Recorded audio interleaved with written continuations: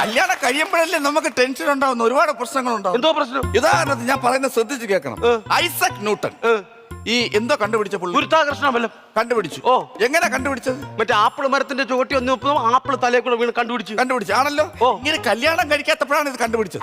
കല്യാണം കഴിച്ചിട്ടാണ് പുള്ളി ഇത് കണ്ടുപിടിക്കാൻ വേണ്ടി ആപ്പിൾ മരത്തിന്റെ മുകളിലോട്ട് പോണെങ്കിൽ അപ്പോഴേ വിളി വരും, അണ്ണാ എവിടേക്കടാ